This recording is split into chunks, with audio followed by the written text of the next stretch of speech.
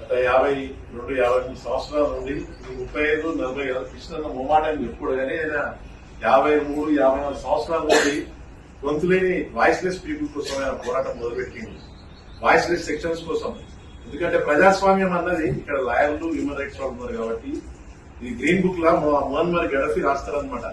కొన్ని వర్గాలు ఒక 1% మాత్రమే ప్రజాస్వామ్యం యొక్క ఫలాలు అందుకుంటాయి.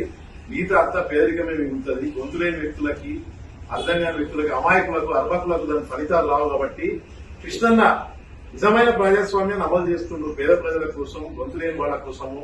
ఆయన ఏ రాజకీయ నాయకుడు కూడా 24 గంటలు అందరు రాజకీయ నాయకులు ఢిల్లీలో కూర్చొని పైరవీ చేసుకుంటారు. వాళ్ళు పార్లమెంట్కి పోతే కృష్ణన్ ఎమ్మెల్యే ఉన్నప్పుడు కూడా ఒక్క పైరవీ చేయలేని ముఖ్యమంత్రి దగ్గర 24 గంటలు ఇదే ఆఫీస్ పెట్టుకుంటూ ఈరోజు ఎంపీ అయినప్పుడు ఇదే ఆఫీసు.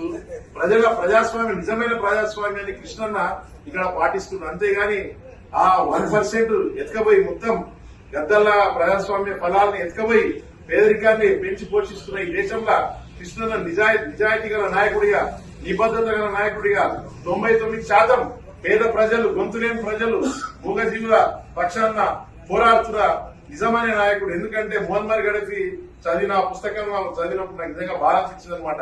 భారతదేశంలో స్వతంత్రం పెరిగి మనం అంటుంటాం 50 ఏళ్ళు, 60 ఏళ్ళు, 40, 70 అది పెరిగే కొద్ది పేదరికం పెరుగుతుంది తప్ప తగ్గిన ఆనవాళ్ళు ఎక్కడ కూడా లేవు.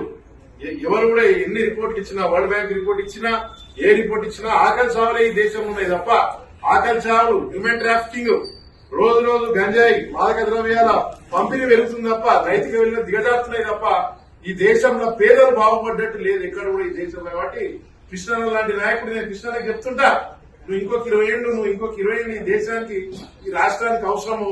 ఇలాంటి విలువగల నాయకుడు ఉంటేనే మన ప్రజాస్వామ్యం నిలబడుతుంది.